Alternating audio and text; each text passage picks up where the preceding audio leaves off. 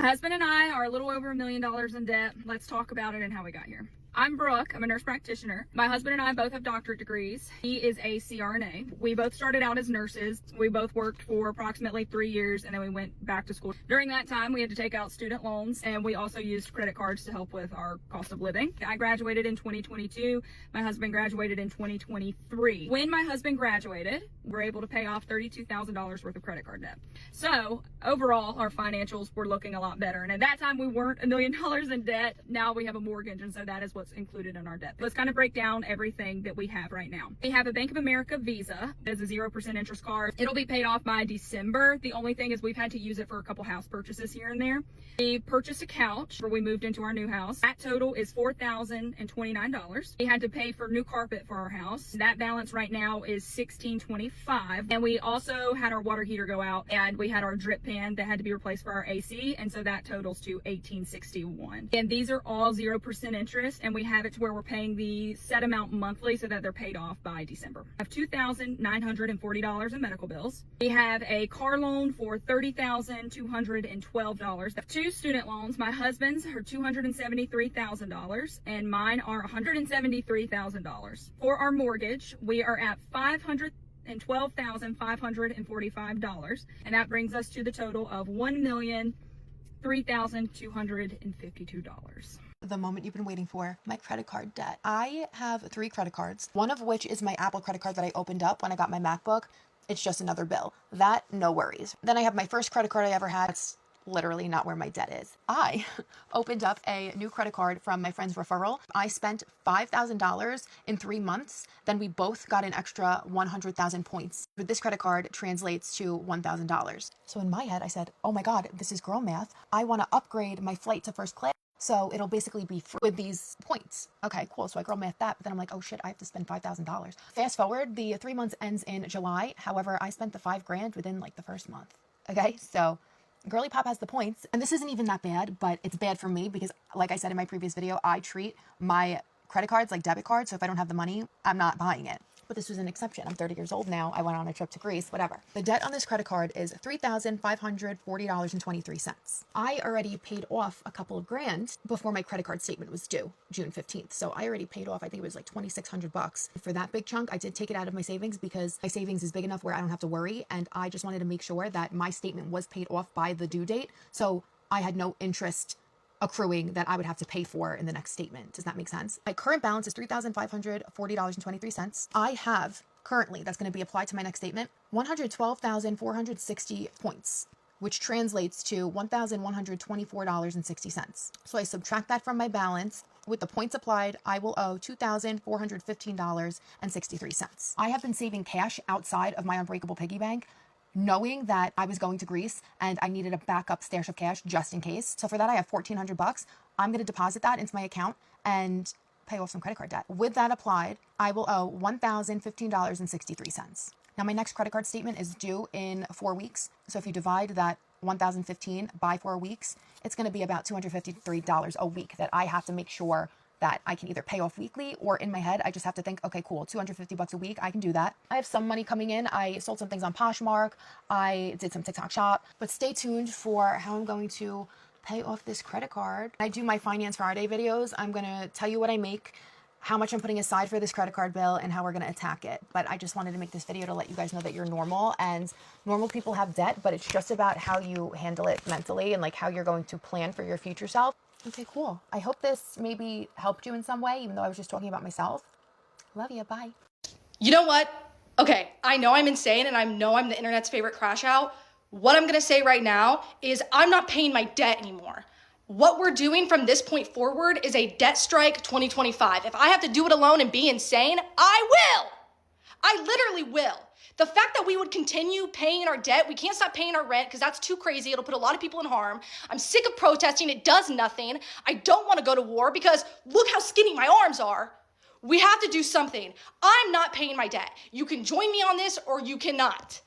I'm going to take a picture of, and I'm going to keep records of the debt that I have right now because when the interest rates go up on that, I'm not paying those either, even when they start to meet our demands. And the demands are as such. Abolish ICE, okay? I want those men home from El Salvador. I don't care. And We need to protect Medicaid. The Department of Education needs to be restored. I want critical race theory in the classroom, period. We need to literally be delusional. I'm gonna be delusional right now. I will stand here right now, be delusional, make fun of me all you want. This is what we need to do. This is what we need to do. And if they don't meet our demands, then what we're gonna do is then we're gonna stop paying our rent. But for right now, stop paying your bills. Stop paying your debt. We're gonna start there. And it's like, what the fuck do I have to, oh, my credit score for the house that I'll never buy? I already am not allowed to rent because I don't make enough money. I have to have a cosigner anyway, so what does my credit score even fucking matter? What does it matter, bro? Literally, what? I want Doge out of office. We're done with him. We're done with him. And free healthcare for all people. I'm so dead serious. Guys, we're done with this. If you are in hot girl debt, I got you. Here's exactly what you're gonna do. This was my first year ever being in debt, and it has been one of the most stressful experiences of my life. I do not recommend it. Avoid getting into credit card debt. It's not cute. Anyways, back to the tray. My schemer dad taught me this. He's a self-proclaimed cockroach to society. Step 1, you're gonna research new credit cards with 0% interest for 18 months. You're gonna open up a new credit card. It will take you 5 seconds. While you're opening up that credit card, there's going to be an option for you to transfer your debt. I had no idea you could do this. Like I said, it was my first year ever being in debt. I'm trying to get out of it real quick, but this changed my life.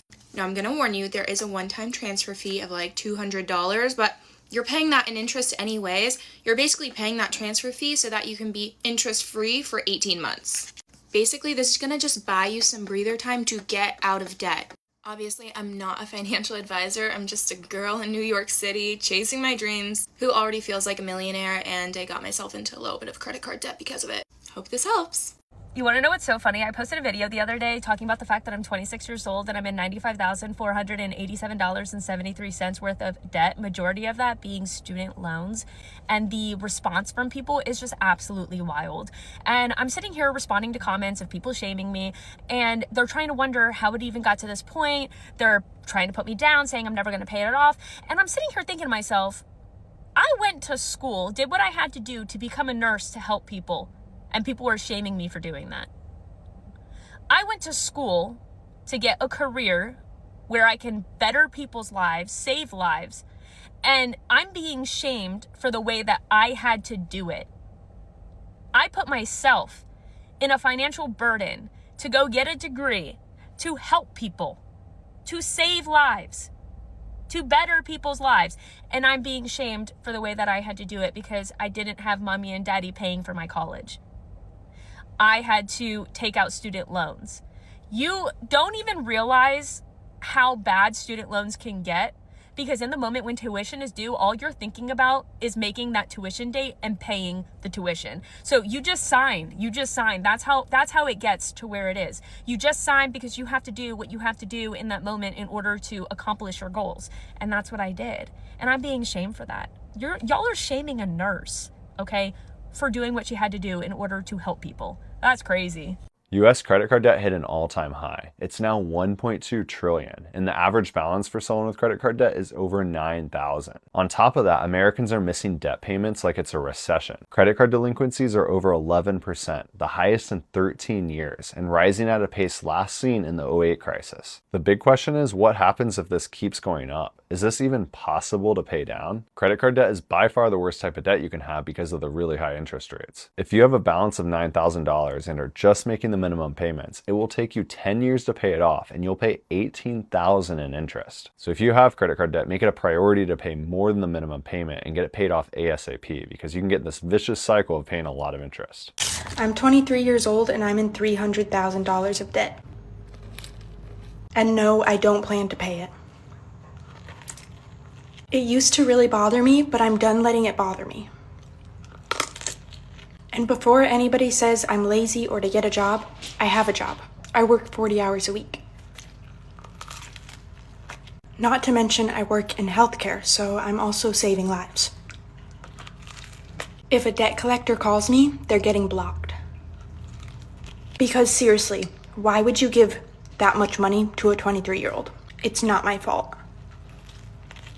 I am literally just a girl. I'm making this video to help other people in debt feel less alone. It can be really depressing and it can really ruin your life, but it doesn't have to. Money isn't real, and it never has been. I don't believe I should pay it back because, well, look at the state of the world right now. If you're in a similar situation, I want you to know that you're not alone. And just because you're in debt doesn't mean your life has to stop. The debt is all in your mind. That's what I'm telling myself, at least. Bye. I just checked my debt. I'm officially over $250,000 in debt.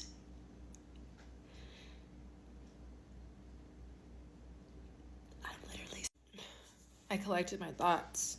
But I see that number and $271,000. I don't even think rich people give a fuck about debt. Rich people have so much debt. But I see that number and I'm like, what the fuck? 271? What do I even do? I have no fucking money.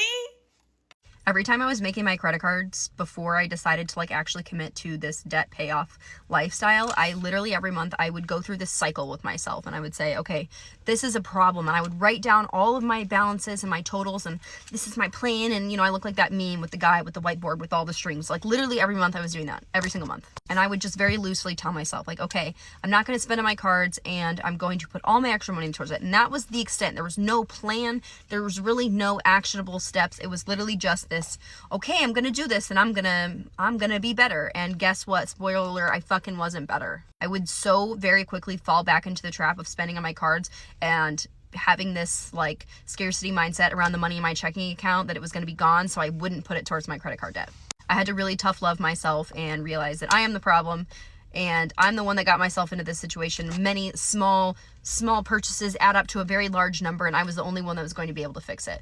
This is such a cycle that so many people go through, and if you're serious about actually paying off the debt, you need to give yourself rules, hold yourself accountable, make other people know what's happening in your life so that they can help hold you accountable, but you can't just stay in this stupid cycle forever. It's insane to me that America's #1 problem is not talked about. Federal government is projected to collect about $5.5 trillion this year, but they're expected to spend between $7 and $8 trillion. This happens and gets worse every year, where we spend more money than we make, and every year the gap grows bigger and bigger. What this leads to is our interest payments getting higher and higher to now where it's the second highest payment, having surpassed the military budget, and it'll soon surpass the Social Security budget. How does this affect you and I? Well, it leads to inflation. The government's going to be forced to print money to pay for those interest payments, devaluing the dollar further. Like we saw during 2020 until now, the value of the dollar has gotten almost 40%, 50% weaker, and that's going to continue to happen. But the real question is, how does this end? I graduated with approximately $500,000 worth of student loan debt. These are my thoughts on the skyrocketing monthly payments. When I was in school, we actually had a couple hour seminar on student loan debt and how you can go around repaying it. It could either be through working for a nonprofit where you make way less money, but at the time they had promised that the loans would be forgiven after 10 years. The other way was to do income-based repayment. And during the seminar at my school, I raised a lot of concern. I told people around me, and I also asked the professors, hey, the administration changes every 4 years. How are you guaranteeing that this works for people in the future? And honestly, I did not believe it at all. I was very lucky that I was one of the few that was not duped. But with that much student loan, I knew I needed an action plan. I decided to just do my own plan. And so I decided to move to a state that had no state income tax, and I worked my butt off. So I would work around 12 to 16 hours, 5 days a week. And then on the weekends, I would go and substitute into other clinics and work there. So essentially, I was working 6 to 7 days a week, most weeks the first couple years that I graduated. And this is not ideal for everybody. But in my mind, I had a burdensome amount of debt that I knew I had to repay. And so I worked my butt off to get a lot of that paid down in the first 2 years alone. I had no work-life balance. It was actually very stressful and very horrible. But in my mind, I had taken out these student loans, and so I needed to repay them, and I didn't feel comfortable or confident relying on the government or anybody else to like save me from my own student loans. A lot of people are coerced into taking out high student loans without really understanding the implications of it, and that's something that needs to be addressed. Institutions also need to be held more accountable. Like, there is no reason why a school should be charging hundreds of thousands of dollars to get through and start your career. I don't know why more people aren't talking about this. Over 70% of Americans are in debt and living paycheck to paycheck. But people come on here flaunting their designer bags, lavish vacations, and act like this isn't a reality that a lot of Americans are struggling with. When I go to the malls are packed, and a lot of people aren't talking about this. When I've come on here and shared how you should be honest with your friends and encourage your friends to be healthy, to get out of debt, to budget, I've gotten attacked, which is crazy because this is the reality that we live in. And it made me think, if we don't accept our current circumstances, then nothing will ever change. If we don't accept that, hey, maybe I have been living paycheck to paycheck and I either don't make a good income or I'm reckless with my money, then things are gonna keep staying the same. Especially with the new year coming around where everyone's like, new year, new me, I wanna make more money, goals and all of that. I would start thinking about how you can do that now. But the first step is facing the reality and accepting where you are. Hi there. Let's talk about this number right here. This is how much debt I have. I'm about $180,000 in debt from both federal and private student loans, my car loan, credit cards. That is all of my debt. I am 24 years old. I have a bachelor degree, so not even a master's. I have one minor, no focus in my major, as well as an honors degree, which did require some extra credits. So that is where this number is coming from. This is on top of the little amount of scholarships that I was awarded, so money I didn't have to pay back. This is everything I owe. Everything I owe.